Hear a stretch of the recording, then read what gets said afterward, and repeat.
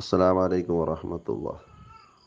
എല്ലാവരും ഒന്ന് മനസ്സിലാക്കേണ്ട കാര്യം, സമസ്തയിലുള്ള മുസ്ലിം ലീഗിനെ സ്നേഹിക്കുന്ന ആളുകൾ എന്നെപ്പോലെ ഈ ഗ്രൂപ്പിലൊക്കെ ചർച്ചയിൽ പങ്കെടുക്കുന്ന എല്ലാവരും മുസ്ലിം ലീഗിനെ ഇരട്ടി സ്നേഹിക്കുന്ന ആളുകളായിരുന്നു. അവരുടെ സ്നേഹമെന്ന് പറയുന്നത് 100% കലർപ്പില്ലാത്ത ആത്മാർത്ഥമായ മുസ്ലിം ലീഗിനോടുള്ള പ്രതിബദ്ധ പൂർവമായിരിക്കുന്ന സ്നേഹമാണ്. അതെല്ലാവർക്കും അറിയുന്ന കാര്യമാണ്.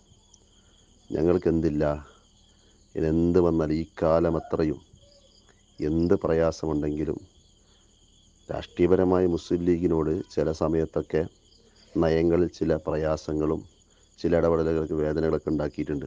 അപ്പോഴൊക്കെയും ഒരു ഇലക്ഷനിലോ മറ്റോ ഒന്നും ഉണ്ടായിട്ടില്ല, നമ്മൾ അത് കാണിച്ചു കൊടുത്തിട്ടില്ല. കാരണം കഴിയില്ല. കാരണം അത്രത്തോളം സമസ്തയിലെ മക്കൾ എന്ന് പറയുന്നത് ലീഗിനെ അത്രത്തോളം സ്നേഹിച്ചവരായിരുന്നു. അതിൻ്റെ ഏറ്റവും വലിയ ഉദാഹരണമാണ് അതിൻ്റെ പ്രാരംഭഘട്ടം തന്നെ. 1989 ഇങ്ങനെ നേരത്തെ ഫൈസൽ സാഹിബ് പറഞ്ഞതുപോലെ, അതിലിട്ട പോസ്റ്റുള്ളതുപോലെ, ഇത്രത്തോളം നഷ്ടം സഹിച്ചുകൊണ്ട് സമസ്ത ആടി ഉലയാതെ നിന്നത് ലീഗിനെ സംരക്ഷിക്കണമെന്ന ഒറ്റൊരു കാരണം കൊണ്ട് തന്നെയാണ്. അത് പണ്ട് മുതലേ പറയുന്ന പ്രാസ്ഥാനികപരമായിരിക്കുന്ന ബന്ധമില്ലെങ്കിൽ പോലും എല്ലാവർക്കും ആ ഒരു പൊക്കിൾ കൂടി വന്ന് കൃത്യമായി അറിയും. എന്നിട്ട് മുസ്ലിം ലീഗ് സമസ്തയെ സംരക്ഷിച്ചു എന്ന് പറയുന്നത് ശുദ്ധ അസംബന്ധമാണ്. ഒരിക്കലും അങ്ങനെയല്ല. രണ്ടാൾക്കും നേട്ടമുണ്ടായിട്ടുണ്ട്. സത്യത്തിൽ മുസ്ലിം ലീഗ് അന്ന് കൂടെ നിന്നിട്ടുണ്ട്. കാസർഗോഡ് ജില്ല നമുക്കറിയാം, ബഹുമാനപ്പെട്ട ചെർക്കള അബ്ദുള്ള സാഹിബൊക്കെ ഒരുപാട് മുസ്ലിം ലീഗിൻ്റെ നേതാവായിരിക്കുമ്പോൾ തന്നെ സമസ്തയുടെ നേതാവായി സമസ്തക്ക് വേണ്ടി 89 കാലഘട്ടത്തിൽ പ്രവർത്തിച്ചവരാണ്. പക്ഷേ അത് ലീഗിൻ്റെ ബാധ്യത കാണാൻ, ലീഗിൻ്റെ നിലനിൽപ്പിന് വേണ്ടിയാണ് സമസ്ത അന്ന് ദൗർഭാഗ്യമായ പിളർപ്പിന് സാക്ഷിയാവേണ്ടി വന്നത്. കാരണം അന്നെങ്ങാനും ഷംസുലമയും കണ്ണിയത്ത് ഉസ്താദ് മൂടിയിരുന്നുവെങ്കിൽ ആയിക്കോട്ടെ, രാഷ്ട്രീയ പാർട്ടി 80 കാലഘട്ടത്തിൽ ഇവിടെ ഉടലെടുത്ത് വരുമായിരുന്നു. ഇന്ന് മുസ്ലിം ലീഗിൻ്റെ സ്ഥാനം ചിലപ്പോൾ ഒരുപാട് താഴ്ന്ന നിലയിലേക്ക് എത്തുമായിരുന്നു. കാരണം എന്താ, സമസ്ത എങ്ങാനും ഒരു രാഷ്ട്രീയ പാർട്ടി തുടങ്ങിയിരുന്നുവെങ്കിൽ ഈ കാണുന്ന പള്ളികളിൽ മുഴുവൻ മെഹ്റാബുകളൊക്കെ സമസ്തയുടെ ഇത് സ്ഥാനാർത്ഥിയുടെ പ്രചരണത്തിന് വേണ്ടി ഉസ്താദുമാർ ഉപയോഗിക്കുമായിരുന്നില്ലേ? രണ്ട് സുന്നിയും ഐക്യത്തോട് പോയിരുന്നുവെങ്കിൽ എന്തൊക്കെ നേട്ടങ്ങൾ ഉണ്ടാകുമായിരുന്നു. ഒരു പക്ഷേ മുസ്ലിം ലീഗ് എന്ന് പറയുന്ന പാർട്ടി മറ്റു സംസ്ഥാനങ്ങളിലതുപോലെ തന്നെ ഇവിടെ ആകുമായിരുന്നു. ഞാനത് ആവണമെന്ന് പറയുന്നല്ല, ആവാൻ പാടില്ല, പക്ഷെ പറയേണ്ടി വരുന്നു. എന്നിട്ട് 89 കാലം പറഞ്ഞുകൊണ്ട് സമസ്ത ഇപ്പോൾ കുറച്ചാൾ നോവിക്കാൻ വന്നിരിക്കുക. അതൊരിക്കലും ഉണ്ടാകാൻ വേണ്ടി പാടില്ല. അവരോടൊക്കെ പറയാണ്, ഞങ്ങൾ ആത്മാർത്ഥതയോടുകൂടി പ്രവർത്തിച്ചവരാണ്. നേരെ മറിച്ച് മുസ്ലിം ലീഗിൻ്റെ പ്രവർത്തകന്മാരൊന്ന് ചിന്തിച്ചു നോക്ക്. നിങ്ങളുടെ നേതൃത്വം നൽകുന്ന ആളുകൾ, നിങ്ങൾക്ക് നേതൃത്വം നൽകുന്ന ആളുകൾ, ഞാൻ മുസ്ലിം ലീഗാനാണ്, ഞാൻ ചിന്തിക്കുന്നു, നമുക്ക് നേതൃത്വം നൽകുന്ന ആളുകൾ ഒരു കാലത്ത് എവിടെയായിരുന്നു? മുസ്ലിം ലീഗ് നഖശിഖാന്തം എതിർത്തവർ എത്രയെത്ര MLA മാർ, എത്രയെത്ര പഞ്ചായത്ത്. ഇപ്പം എൻ്റെ വാർഡിലല്ല, എൻ്റെ നാട്ടിൽ ഇന്ന് മുസ്ലിം ലീഗിൻ്റെ വാർഡ് കൗൺസിലറായിരിക്കുന്നത് ഒരു അഞ്ച് കൊല്ലങ്ങൾക്ക് മുമ്പ് മുസ്ലിം ലീഗിനെതിരെ മത്സരിച്ചവരായിരുന്നു. ഒരു പാർട്ടിയിൽ ഒരു അത്യത്തോളം ഒരു തെരഞ്ഞെടുപ്പിൽ പാർട്ടിക്കെതിരെ മത്സരിക്കുക എന്ന ഏറ്റവും വലിയ അച്ചടക്ക ലംഘനമാണ്. അത് നടത്തിയ ആളുകളാണ്. എല്ലാവരും അങ്ങനെ തന്നെയാണ്. ഒരുപാട് ആളുകൾ അങ്ങനെ ഉണ്ട്.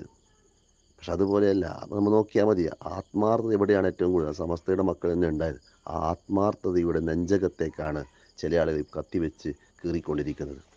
അത് നഷ്ടം ഒരു പക്ഷേ സമസ്തയേക്കാൾ കൂടുതൽ മുസ്ലിം ലീഗിനായിരിക്കും. ലീഗ് ഒന്നിപ്പിക്കാനാണ് ശ്രമിക്കേണ്ടത്. സമസ്തയുടെ മക്കളെ ഒന്നിപ്പിക്കാൻ തന്നെയാണ് ശ്രമിക്കുന്നത്. ഏതെങ്കിലും ഒന്ന് വലിയ ഒരു എന്തെങ്കിലും കുറച്ച് ആളുകളാക്കി എന്നല്ലാതെ ഉത്തരവാദിത്തപ്പെട്ട ആളിൽ നിന്ന് ഇതുവരെ ഒരു പുറലും ഉണ്ടായിട്ടില്ല.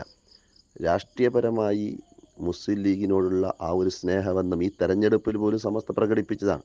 തെരഞ്ഞെടുപ്പിന് മുമ്പാണ് കൃത്യമായി പറഞ്ഞത്, ലീഗിനോട് നമുക്കൊന്നുമില്ല, മുസ്ലിം ലീഗ് ഈ സമൂഹത്തെ സമുദ്ധരിക്കുന്ന പാർട്ടിയാണെന്നൊക്കെ ബഹുമാനപ്പെട്ട സമസ്ത നേതാക്കന്മാർ അങ്ങനെ പറഞ്ഞത് തന്നെ എന്താണ്? അങ്ങനെ പറഞ്ഞത് തന്നെ ലീഗിനോടുള്ള സ്നേഹബന്ധത്തിൻ്റെ അടയാളമാണ്. കമ്മ്യൂണിസ്റ്റ് പാർട്ടിയെ വിശ്വസിക്കാനും പാടില്ല എന്ന് കമ്മ്യൂണിസ്റ്റ് ആചാര്യനെന്ന് ചില ആളുകൾ മുദ്ര കുത്തുന്ന നമ്മുടെ മുക്ക ഉമർ ഫൈസി അടക്കം സുപ്രഭാത ലേഖനം എഴുതിയിട്ടുണ്ട് കമ്മ്യൂണിസത്തിനെതിരെ. അത് ഹെഡിങ്ങിൽ തന്നെ, ആ എതിരെ എഴുതാൻ തന്നെ പ്രേരണയായത് എന്താണ്ട, കമ്മ്യൂണിസത്തെ നമ്മൾ അന്ധമായി അനുകൂലിക്കുന്നില്ല, അല്ലെങ്കിൽ അന്ധമായി സ്നേഹിക്കുന്നില്ല. അത് കമ്മ്യൂണിസ്റ്റിൻ്റെ ആളുകൾ ഇപ്പോൾ സംസ്ഥാനം ഭരിക്കുമ്പോൾ ആ ഭരണകർത്താക്കളോടുള്ള ചില കാര്യങ്ങളിലുള്ള സമീപനം, അതൊരു മൃദു സമീപനമല്ല, അതൊരു ഭരണകരമായിരിക്കുന്ന കാര്യങ്ങൾ നേടിയെടുക്കാൻ വേണ്ടിയുള്ള സമീപനം. അത് മുഹമ്മദ് റിയാസ് എല്ലാവർക്കും ഇപ്പോൾ പൊള്ളുന്നത്, മുഹമ്മദ് റിയാസ് ഗൾഫ് സുപ്രഭാതം ഉദ്ഘാടനത്തിന് വന്നു എന്നുള്ളതാണ്. അതിനെന്താണ് പ്രശ്നമുള്ളത്? അങ്ങനെ സ്വന്തം, അതായത് നമ്മളിപ്പോൾ ചന്ദ്രിക എന്നൊക്കെ നമ്മളൊക്കെ മുഖപത്രമാണ്. മുസ്ലിം ലീഗിൻ്റെ ആ ചന്ദ്രികയുടെ ഉദ്ഘാടന വേളയിൽ പോലും ഇത് രാഷ്ട്രീയ പാർട്ടികൾ വന്നിട്ടില്ലേ? എന്തൊക്കെ പരിപാടി ഇത് രാഷ്ട്രീയ പാർട്ടികൾ സംബന്ധിക്കുന്നുണ്ട്. നമ്മൾ രാഷ്ട്രീയ പാർട്ടിയുടെ ഭാഗമല്ലാഞ്ഞിട്ട് പോലും ഒരു ഒരു നാട്ടിലെ മുഖ്യമന്ത്രി, കേരളത്തെ മുഖ്യമന്ത്രി അദ്ദേഹം വന്നു. അദ്ദേഹം എന്തോ അഭിപ്രായം പറഞ്ഞു. ആ അഭിപ്രായത്തിന് ചിലപ്പോൾ തക്ബർ വിളിച്ചിട്ടുണ്ടാകാം. അത് അദ്ദേഹത്തിന് വിളിച്ച തക്ബറല്ല. അദ്ദേഹം പറഞ്ഞ ചില വാക്കുകൾക്ക് ചിലപ്പോൾ എല്ലാവരും ഒരുപോലെ ഉണ്ടാവില്ലല്ലോ, തക്ബർ വിളിച്ചിട്ടുണ്ടാവാം. എന്ത് വന്നാലും മുസ്ലിം ലീഗിൻ്റെ എന്ത് വന്നാലും നമ്മളിൽപ്പെട്ട നമ്മുടെ സുപ്രഭാതത്തെയും അതുപോലെ തന്നെ മറ്റുള്ളവയൊക്കെ നഖശികാന്തം ചില സമ്മേളനങ്ങൾ മറ്റുമൊക്കെ ഇത് എതിർക്കുന്നത് പോലെ സമസ്ത എന്തായാലും ഒരാളെ പേരെടുത്തിട്ട് പോലും ഗൾഫ് സുപ്രഭാതം എഡിഷൻ എന്തായില്ല പറഞ്ഞിട്ടില്ല. ഞാൻ പൂർണ്ണമായ സമസ്തക്കാരനാണ്, ഞാൻ ഏറ്റവും നല്ല ലീഗുകാരനാണ്, ഒരിക്കലും അങ്ങനെ തന്നെ ആണെന്നാണ് ആഗ്രഹമുള്ളത്. പക്ഷെ ചില ആളുകൾ നമ്മൾ അടർത്തിയേ തീരൂ എന്നുള്ള രൂപത്തിലാണ് മുന്നോട്ട് പോയിക്കൊണ്ടിരിക്കുന്നത്. ദയവ് ചെയ്ത് അതിൽ നിന്നൊക്കെ അവർക്ക് ഒഴിവാകണം. സമസ്തയെയും മുസ്ലിം ലീഗിനെയും ബന്ധിപ്പിക്കുന്ന കാര്യങ്ങൾക്ക് ഊന്നൽ നൽകണം. ഈ തെറ്റിപ്പിക്കുന്ന കാര്യങ്ങൾക്ക് ഊന്നൽ നൽകാൻ വേണ്ടി പാടില്ല. സമസ്തയുടെ ആശയങ്ങൾ അംഗീകരിക്കുക, എന്നിട്ട് പ്രവർത്തിക്കുക. മുസ്ലിം ലീഗ് എന്നും ഇസ്സത്തോടെ തന്നെ ഉണ്ടാവും.